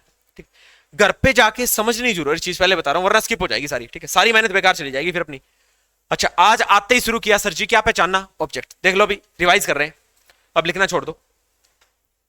सब्जेक्ट के लिए कितनी शर्त थी? 3। ऑब्जेक्ट के लिए कितनी शर्त? आज 3। देख लो, पहली ऑब्जेक्ट की शर्त क्या, वो क्या होना चाहिए? बोलना पड़ेगा सबको, क्या होना चाहिए? Noun, pronoun. दूसरी शर्त बोलो, कोज ऑफ एन एक्शन। अच्छे से नहीं बोलोगे ना तो 15 मिनट यहीं बुलवाऊंगा, पहले बता रहा हूं। पहली शर्त क्या है बोलो? नाउन या प्रोनाउन क्या बनने के लिए? ऑब्जेक्ट बनने के लिए। दूसरी शर्त क्या है? Action, cause of an action. तीसरी शर्त क्या है? व्हाट और हुम का रिप्लाई। अच्छा, एक और चीज, आज मैंने कुछ नाम लिखे, जैसे ये वर्ड बोलियो, वाई, व्हेन, वेयर, हाउ का जवाब क्या आता है? एडवर्ब आता है। और व्हाट का और हुम का जवाब आता है ऑब्जेक्ट। क्या आता है? ऑब्जेक्ट। और व्हाट का और हु का जवाब आता है सब्जेक्ट। क्या आता है? सब्जेक्ट। ठीक है जी। अच्छा, फिर हमने, अच्छा ये वाली चीज, अच्छा फिर मैंने कहा भाई इसमें हिम क्या बना था? ऑब्जेक्ट। ठीक है, इसमें यू क्या बना था? ऑब्जेक्ट। ये दोनों क्या थे? रिसीवर। ये था रिसीवर और ये क्या था? Cause of an action. ठीक है, वो इस हार में रहता है, कोई ऑब्जेक्ट नहीं है। मैं खेलता हूं वट, क्या? क्रिकेट। ये वट का जवाब है। ठीक है, क्या क्रिकेट और क्या him receiver of an action है, कोज ऑफ एन एक्शन? क्योंकि बेटा क्रिकेट कोई चीज रिसीव नहीं करेगा, वो कोज रहेगा। क्या रहेगा? कोज। वह स्कूल जाता है, ऑब्जेक्ट है इसमें? ऑब्जेक्ट ही नहीं है। He subject, goes verb. जाता कहां है? कहां का जवाब क्या आया? To school. और कहां का, वेयर का जवाब तो एडवर्ब होता है। क्या होता है? एडवर्ब। तो ये टू स्कूल तो एडवर्ब है, इसका मतलब इसमें सब्जेक्ट है, वर्ब और क्या है? एडवर्ब है। इसमें ऑब्जेक्ट नहीं है। फिर मैंने क्या पढ़ा? आई टीच इंग्लिश। इंग्लिश क्या निकला? ऑब्जेक्ट। क्या इंग्लिश रिसीवर है या कोज है? कोज ऑफ एन एक्शन, क्योंकि इंग्लिश कोई चीज रिसीव नहीं कर सकते। ठीक है जी, आगे बढ़े। सब्जेक्टिव प्रोनाउन बोलो, कौन कौन से होते हैं बोलना? सी, दे, हु, वन। आई का ऑब्जेक्टिव केस, अच्छे से बोलो, आई का ऑब्जेक्टिव केस मी। यू का, ही का, शी का, इट का, वी का, दे का, हु का, और वन का वन। ठीक है जी, ओके। अच्छा, यू ऑब्जेक्ट भी बन सकता है और यू सब्जेक्ट भी बन सकता है। You doer of an action भी हो सकता है और यू रिसीवर या कोज ऑफ एन एक्शन हो सकता है। ठीक है सर जी। अच्छा, फिर हमने बात की, इस वर्ड को बोला इज, एम, आर, वॉज, वर। अगर मेन वर्ब का काम करे तो बोलना आगे, इनके बाद ऑब्जेक्ट नहीं आता। आता क्या है? कॉम्प्लीमेंट आता। और कॉम्प्लीमेंट कितने टाइप के हैं? 2। एक कौन सा? सब्जेक्ट। और एक कौन सा कॉम्प्लीमेंट? Object complement. ठीक है जी। फिर मैंने कुछ एग्जांपल लिखे, कौन सी चीजें बताई? डायरेक्ट और इनडायरेक्ट ऑब्जेक्ट। अगर 2 ऑब्जेक्ट होंगे, दोनों में से एक डायरेक्ट और एक इनडायरेक्ट। अगर ऑब्जेक्ट ही एक है तो फिर बेटा वो डायरेक्ट है। वो क्या है? डायरेक्ट। ठीक है। अच्छा, एक छोटी सी कहानी बताई, अगर डायरेक्ट और इनडायरेक्ट के बीच में प्रेपोजिशन आ जाती है तो पहले कौन सा ऑब्जेक्ट आता है? दूसरा कौन सा आता है? इनडायरेक्ट। कौन सा आता है? इनडायरेक्ट। मेरे साथ साथ बोलना है, अगर डायरेक्ट और इनडायरेक्ट के बीच बोलो कोई प्रेपोजिशन आ जाती है तो पहले डायरेक्ट ऑब्जेक्ट आएगा और उसके बाद इनडायरेक्ट ऑब्जेक्ट आएगा। और अगर प्रेपोजिशन नहीं आती, ये भी बोलो, तो पहले इनडायरेक्ट ऑब्जेक्ट और बाद में डायरेक्ट ऑब्जेक्ट आता है। ठीक है। अच्छा जी, ये कहानी क्या होगी? क्लियर। ठीक है। अच्छा, डायरेक्ट ऑब्जेक्ट ज्यादातर क्या होती है? इनडायरेक्ट ज्यादातर क्या होते हैं? लेकिन ये फॉर्मूला कभी लागू होता है और कभी लागू नहीं होता। इसलिए मैंने तुम्हें कहा डायरेक्ट ऑब्जेक्ट कौन होता है? किसका जवाब? वट का और होम का जवाब। और इनडायरेक्ट ऑब्जेक्ट किसका जवाब? बोलियो एक बार, पहला वर्ड बोलियो, to what, to home, for what, for home का जवाब इनडायरेक्ट ऑब्जेक्ट होता है। ठीक है। अच्छा, अभी हमारी 10-15 मिनट बाकी है। अब बेटा हमें बात करनी है जिसका मैं भी नाम लिखवा रहा था ना, अभी टाइम है तो 5-7-10 मिनट हम पढ़ लेते हैं। कॉम्प्लीमेंट लिख लो, कॉम्प्लीमेंट। अब जान लेते हैं सर कॉम्प्लीमेंट क्या होता है। एक तो मैंने तुम्हें यह बताई ना कि इजेमार वोजवर के बाद में, सॉरी, इजेमार वोजवर अगर मेन वर्ब बने तो उनके बाद में ऑब्जेक्ट नहीं आता, कॉम्प्लीमेंट आता। कौन आता है? कॉम्प्लीमेंट। एक है ना, अभी इस चीज को शुरू करने से पहले स्टार मार्क करके एक लाइन और लिख लो अभी कॉम्प्लीमेंट के नीचे।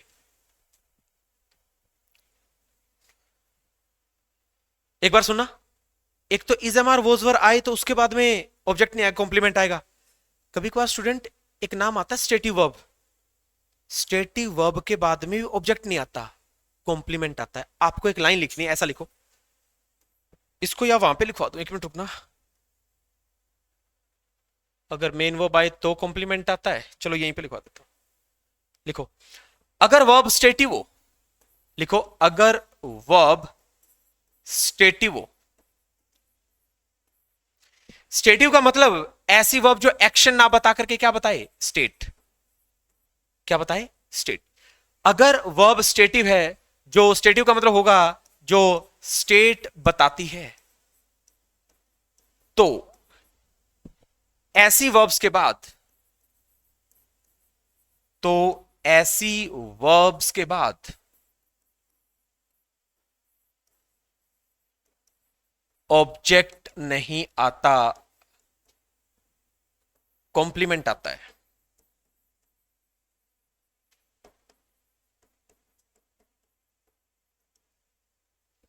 इसका मतलब कॉम्प्लीमेंट के लिए दो चीजें होगी सर जी। एक तो कॉम्प्लीमेंट आएगा is am are was were main वो बन जाए तब, और एक सर कॉम्प्लीमेंट आएगा जब स्टेटिव वर्ब आ जाए तब। ठीक है, तो कॉम्प्लीमेंट के लिए दो कंडीशन आ गई, is am are was were main verb बने या फिर उसके अंदर स्टेटिव वर्ब आ जाए। कॉम्प्लीमेंट की एक हिंदी लिख लो, पूरक। अब इससे भी इसको जोड़ के देखेंगे जी। कॉम्प्लीमेंट होता है जी पूरक, किसी चीज को कंप्लीट करने वाला। समझा की बात? मैथ में एक एंगल आता है शायद कॉम्प्लीमेंट्री एंगल, पता नहीं, कॉम्प्लीमेंट एंगल के नाम से। इतनी ज्यादा तो नहीं है मेरा मैथ, खैर ट्रिग्नोमेट्री में आता होगा कुछ। पूरक, पूरक कोण, संपूरक कोण, कुछ ऐसा नाम होता है। तो मान लो मैं कह दूं 90 degree is equal to 60 degree plus angle B. मान लो ऐसा लिख दिया मैंने, 60 डिग्री प्लस एंगल बी। और मैं किसी बच्चे से पूछूं बेटा बी की वैल्यू बताओ, उसने कहा सर जी एंगल बी की वैल्यू होगी 90 माइनस 60। उसने निकाल दी कितनी? 30। फिर मैंने कहा बेटा 90 कब पूरा हो? वो बोला जी जब यहां पे 30 आ जाए तब 90 पूरा हो। बात तो सही थी ना उसकी। भाई मैंने स्टूडेंट से कहा भाई 90 अगर 60 प्लस समथिंग के बराबर है, तो बोला जी समथिंग की जगह कोई चीज मिल जाए ना 30, तो 60 प्लस 30 करके 90 बना दे। मैंने कहा फिर ये बी, एंगल बी क्या बना? बोला जी एंगल बी का नाम पड़ा कॉम्प्लीमेंट एंगल, जो 90 को क्या कर रहा है? पूरा कर रहा है। क्या कर रहा है? पूरा। अगर यहां पे बेटा 30 ना आए तो क्या 90 पूरा हो पाएगा? अब बात करते हैं किसकी? इंग्लिश में कॉम्प्लीमेंट की। और ये सर किस चीज को पूरा करते हैं देखते हैं जी। मैं लिखता हूं कुछ एग्जाम्पल।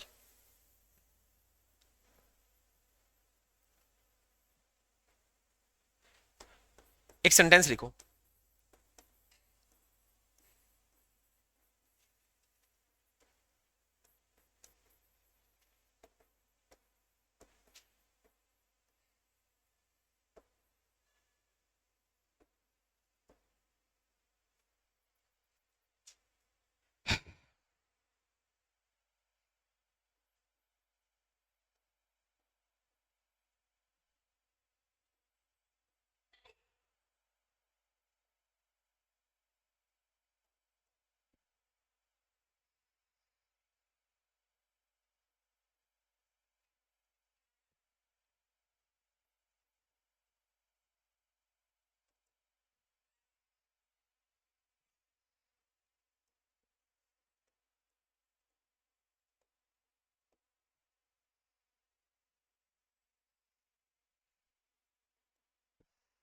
एक बार चार सेंटेंस लिखो।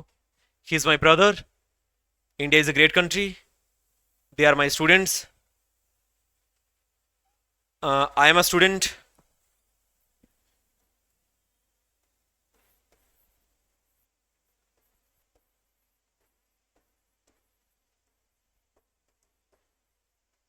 बल्कि मान लो मैं ये वर्ड हटा देता हूं, सी इज अ डांसर लिखता हूं एक बार।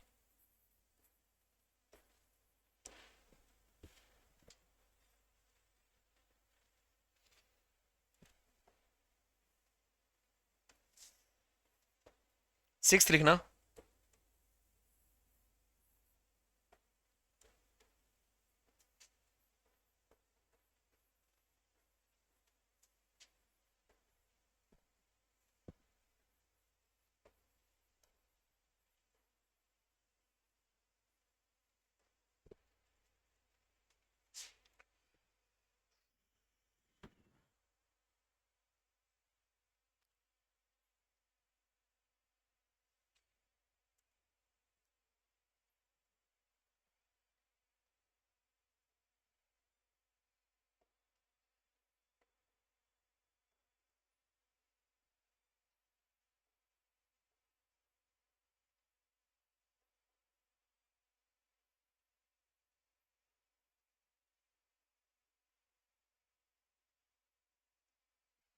सातवां सेंटेंस लिखिए, water gets hot in summer.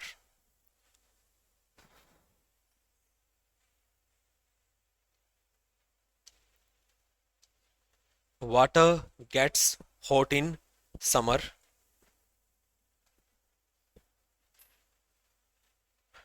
Done. अच्छा, पहले आराम से लिख लो। इन 7 सेंटेंस की बात से समझेंगे, एक नाम समझेंगे सब्जेक्ट कॉम्प्लीमेंट। क्या समझेंगे? सब्जेक्ट। अभी ये नहीं बता रहा मैं आज ऑब्जेक्ट कॉम्प्लीमेंट। मैंने कहा था ना 2 टाइप होते हैं, एक सब्जेक्ट कॉम्प्लीमेंट और एक ऑब्जेक्ट कॉम्प्लीमेंट। अच्छा, सब्जेक्ट कॉम्प्लीमेंट है ना, अक्सर ऐसा वर्ड होता है जो सब्जेक्ट के बारे में अधूरी अधूरी जानकारी को पूरा करता है। क्या करता है? पूरा करता है। एक काम और कर लेता हूं मैं, जहां पे मैंने ये लिखवाया था ना कॉम्प्लीमेंट आता है, ये कॉम्प्लीमेंट क्या काम करता है ये तो बता दिया, सब्जेक्ट ऑब्जेक्ट कॉम्प्लीमेंट होता है। अब कोई पूछ ले कॉम्प्लीमेंट काम क्या करता है, तो ये कह दिया कॉम्प्लीमेंट असल में ना कोई एडिशनल इंफॉर्मेशन बताता है। क्या बताता है? Additional information.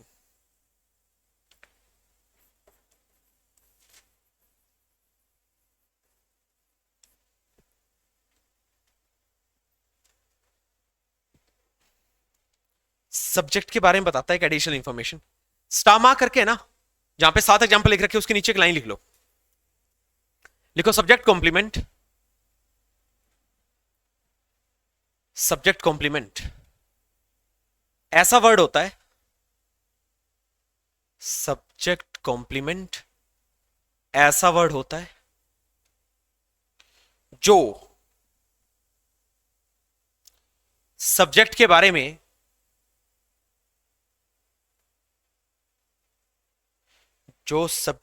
में कोई इंफॉर्मेशन देकर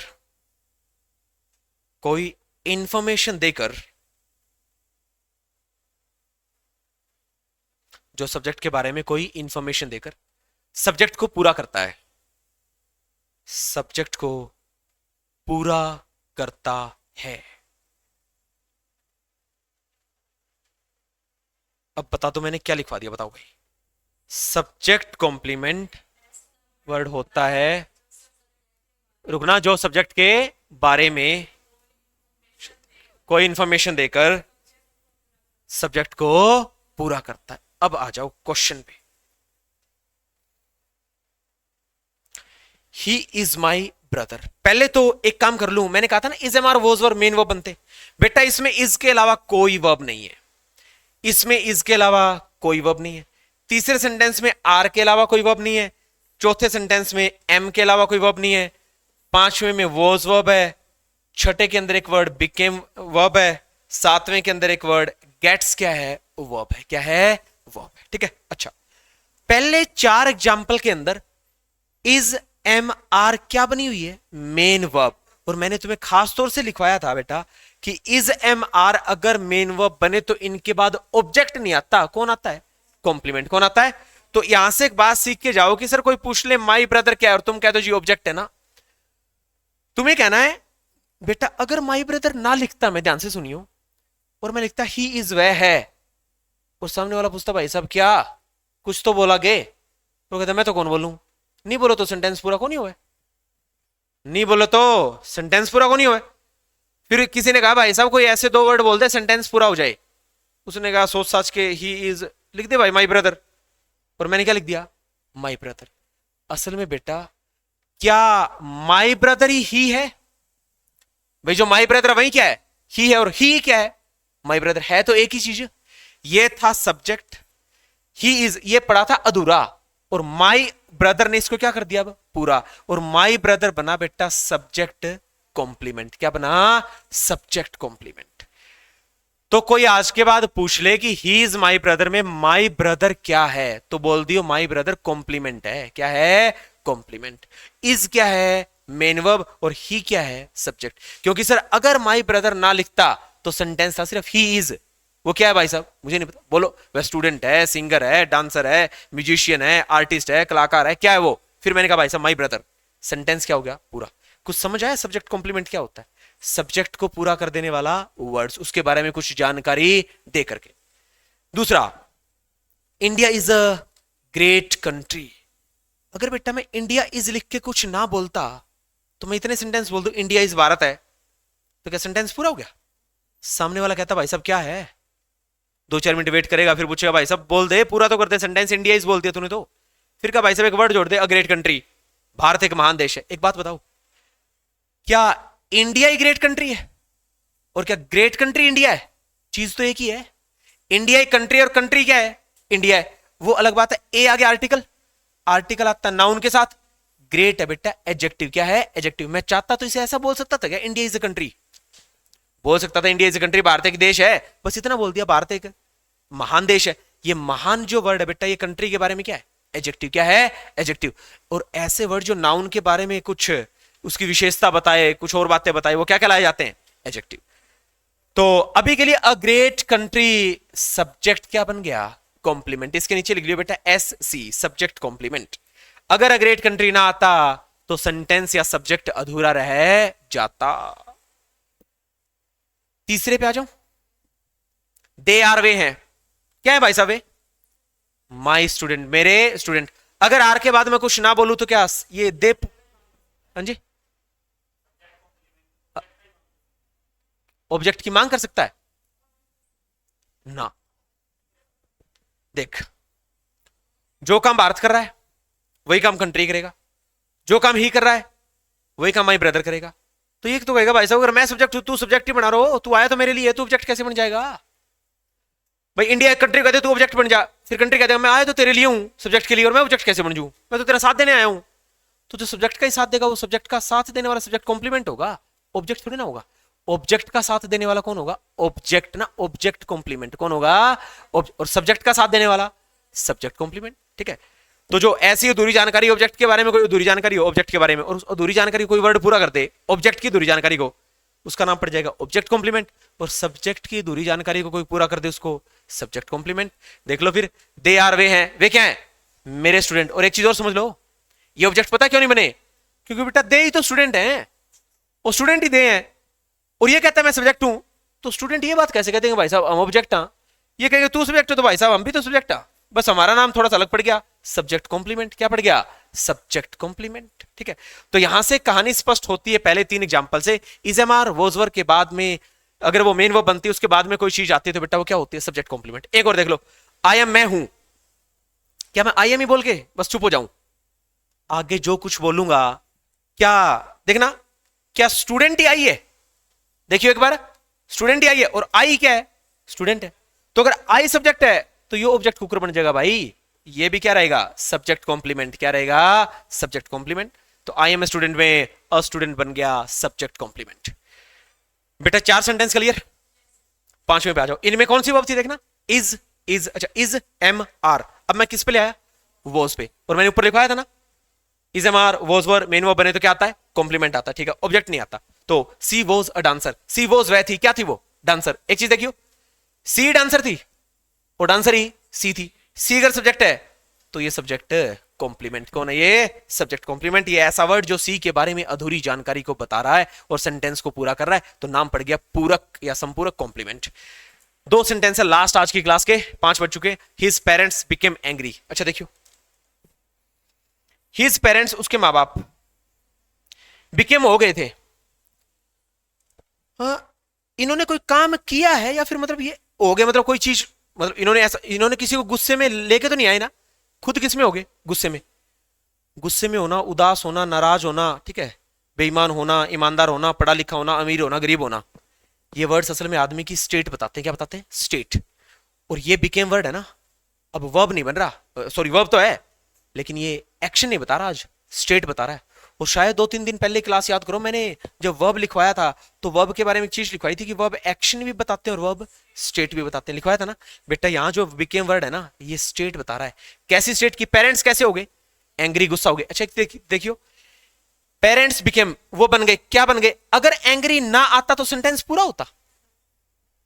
अगर एंग्री ना आता तो सेंटेंस पूरा होता क्या? क्या बेटा उसके माँ बाप ही एंग्री है क्या?